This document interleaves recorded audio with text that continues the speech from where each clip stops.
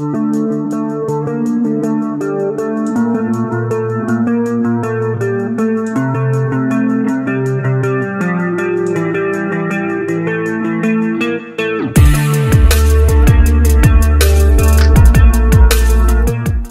everyone, welcome back to my channel, Resin Dragon here. So welcome to part 2 of our alcohol ink experiment. I will be doing an organizer today, which is something that I use to hold all of my alcohol inks. So it is functional on top of art. So please enjoy. Now that I have all my colors ready, we are going to be doing some alcohol ink today, some experiments. I started making these to hold my alcohol inks, and I wanted to try one in alcohol ink. I made the previous 2 in mica pigment, so we are going to see how this turns out. I use Let's Resin alcohol inks. I will be using dark indigo, black, turquoise, and purplish red today. I've already mixed up my resin, about a little over 8 ounces. Because I'm also going to be doing 2 coasters today. So we're going to go ahead and start pouring and see how this alcohol ink works out in this type of mold. I got this really awesome funnel cup that works out really well for this type of pour. I got it at Hobby Lobby. I believe it was like, I don't know, like $4.99, but man, it helps when you're trying to do camera work, so that it doesn't get, the cup doesn't get in your way. And then it also helps you get a more precise pour without having to hold it too far up in the air for people to see. Because as we know, if the higher that you pour, the more bubbles you're gonna get. So you wanna pour as low as you can to make sure that you get less bubbles. Pour as slowly and consistently as you can, so that you don't get a lot of bubbles, because you can't really torch this particular product. It's really hard because of the depth of it and because of the shape of it. You have those little indentations here to hold things. So it's going to be really hard to take a torch to this, or even a heat gun, because of those things. And you don't want to get your resin too hot in this type of mold either, because then they will fuse together. So you really don't want to do any of those things. And make sure that you're leaving room for your inks.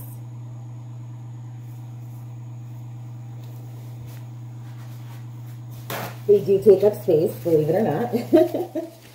So I think that looks pretty good. And I'm going to go ahead and start dropping in some inks. I'm going to use a deep sinker white today. Let me see if I can get it lined up. Because this is a deeper mold, so I'm going to try to use a deep sinker versus a normal sinker white.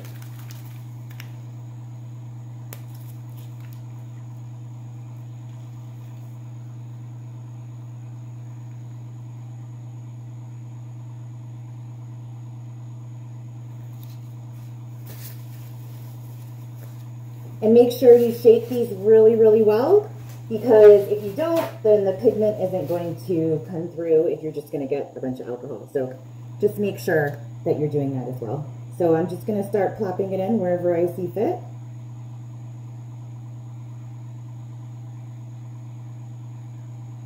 I'm mainly going to do the sides because that's where we want it to sink, right? In the sides and in the middle.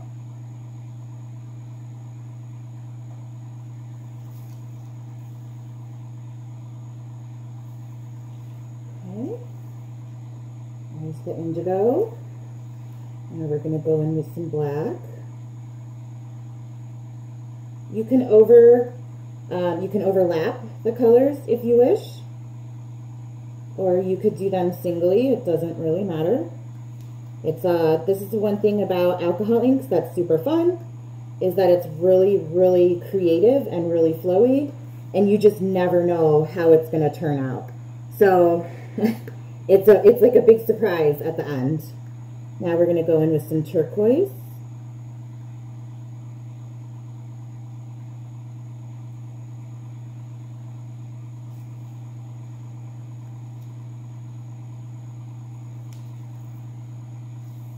Right. And now some purplish red. You just have to be very patient. Sometimes the ink doesn't like to come out right away, and if you push it too hard, you'll get too much ink. So just be super patient, or you'll get spurts. As you can see, I've got a couple already, so you just gotta be careful and patient. Now I'm going to go in with my white and put some white over this.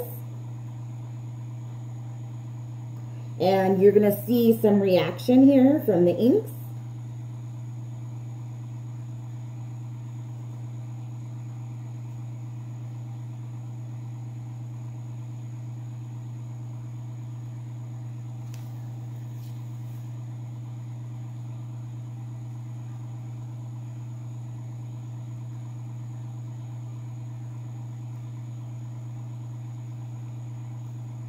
There we go.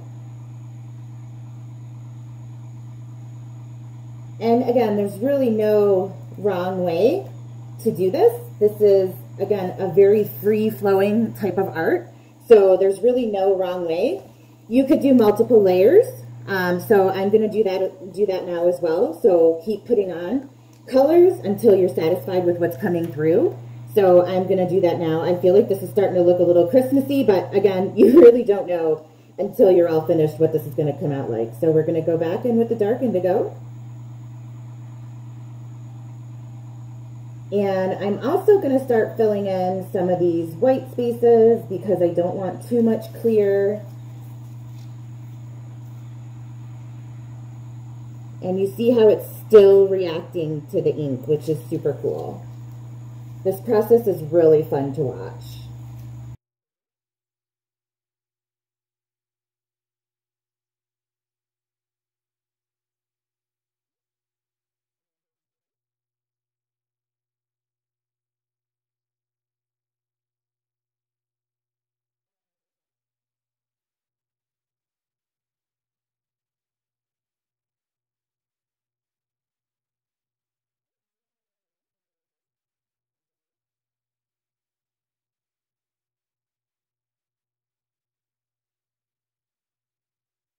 And look at that reaction. It's just so fun to watch and to see how the white interacts with all the other colors. And the hope is that we will get some of these colors to actually drop down into the resin, down on the sides, and in the front and the back. And it will cause like either a feathering effect or a mushroomy effect. So that's the hope by adding the white.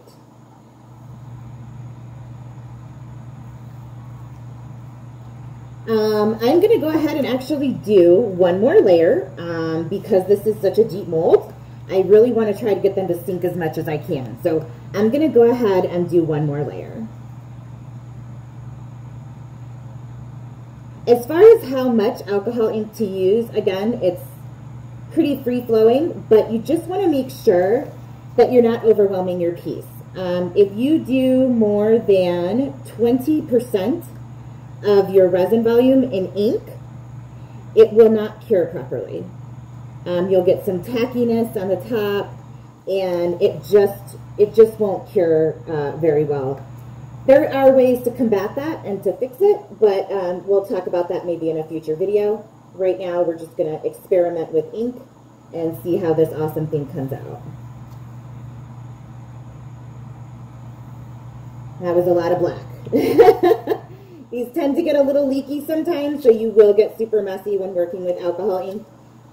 So just make sure you're prepared for that. Prepare your area because it'll stain. Prepare yourself. So just make sure that you're prepared and aware that alcohol inks will get super messy.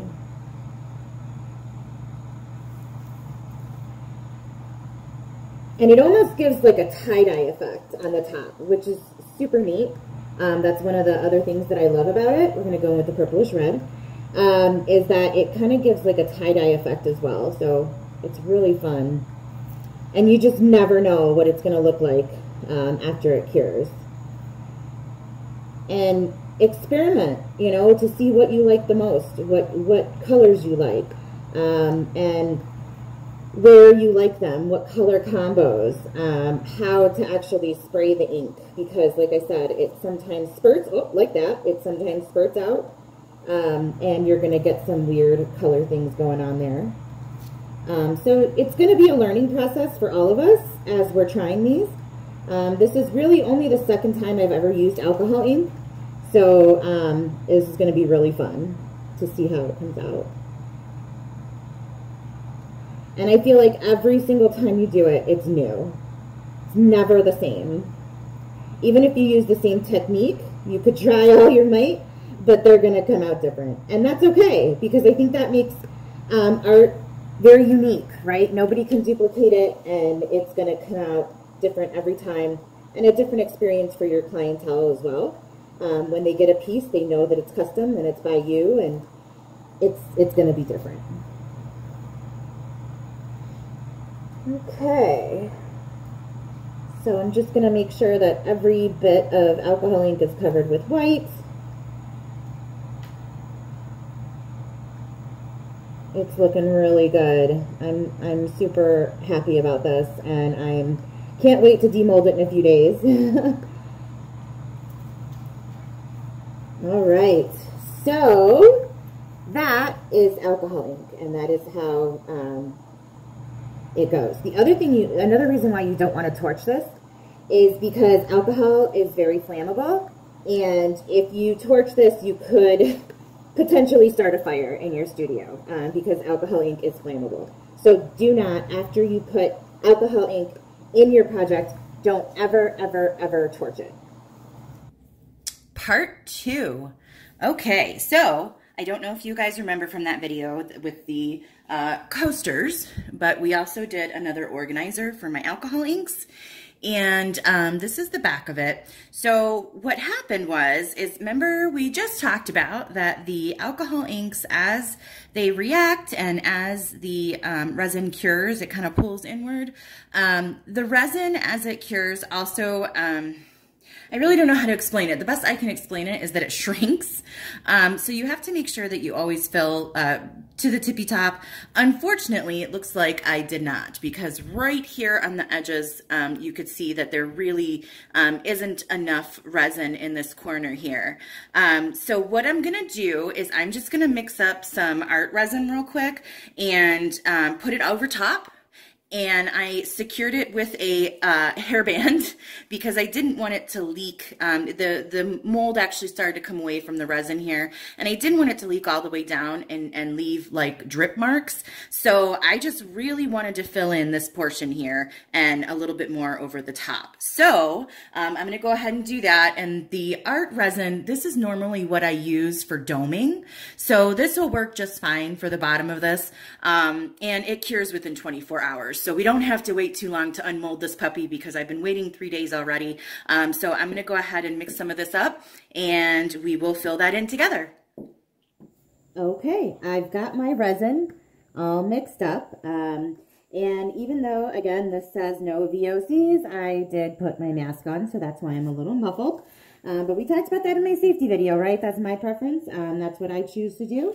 And this resin, I've let this degas now for probably like 6 minutes, and it still has a ton of bubbles in it. I hit it with a torch a little bit. I know that's really not what you're supposed to do, but I tried to hit it with a torch a little bit, and there's still just a ton of bubbles. So I'm just going to go ahead and pour it anyway. It's the bottom, so it's really not going to matter too much if this bottom has some bubbles in it.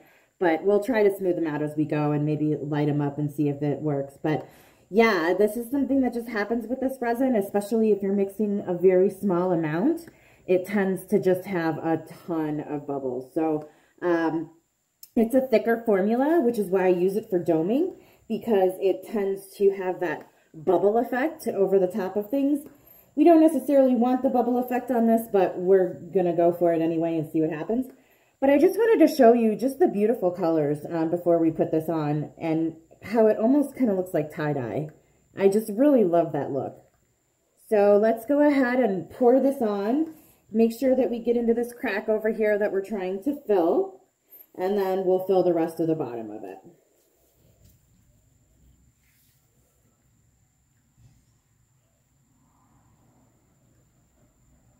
Alright.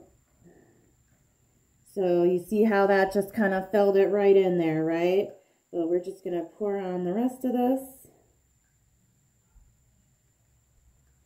The cool part about resin is that it is self-leveling. So you don't have to really worry that it's going to come out uneven unless your table is uneven, which is something that I ran into when I first started. I had a plastic table and it just wasn't level at all. So I'm going to go ahead and get out every little nook and cranny. As we know, resin is not cheap, so I'm going to get out as much as I possibly can onto the project. See how much thicker this formula is than my other one that I was using before. It's, like I said, because it's more of a doming resin or an art resin than it is a casting resin. But you can use it for casting. I know plenty of people that do. I just prefer not to because for me, I don't think it has the hardening properties that some of the other ones have. This is a 1-to-1 ratio, and the one that I use is a 2-to-1 ratio. So now what I'm going to do is I'm just going to push it out to the sides. I'm going to help it level a little bit just to get to the outsides, and I'm going to smooth it out.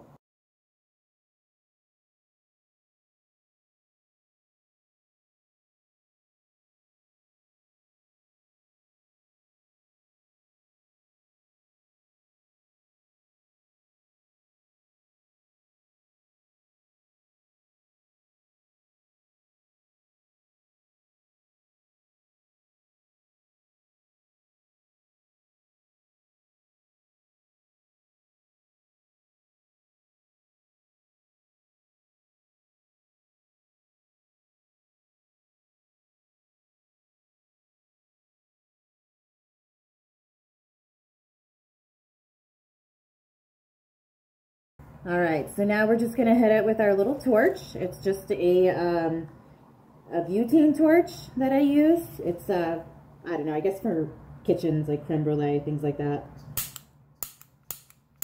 See how those bubbles just pop? You don't want to do it for too long, and you don't want to hover over the same spot. You just want to hit it just a little bit.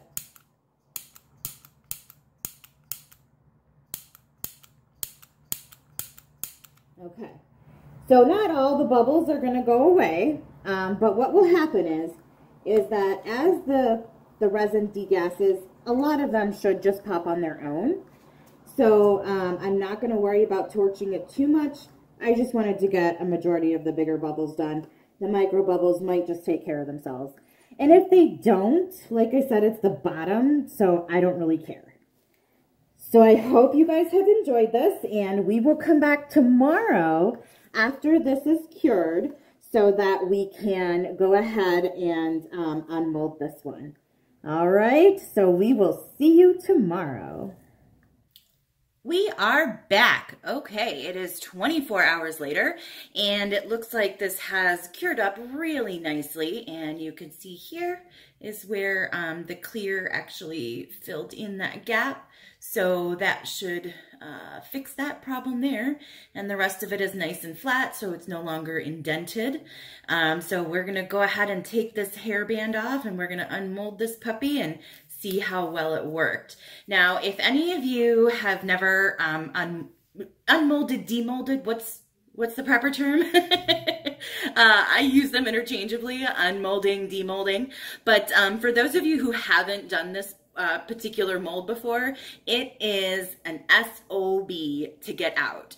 You need lots of elbow grease. So this might take a minute, especially since I'm trying to film it this time, but bear with me. I promise it'll be worth it to see what these alcohol inks came out like in this mold. So without further ado, we're gonna see how well this comes out. I generally just try to get one side out and then pull on these little insiders here. Like I said, it takes some elbow grease. And you don't want to rip your mold, so just kind of take your time.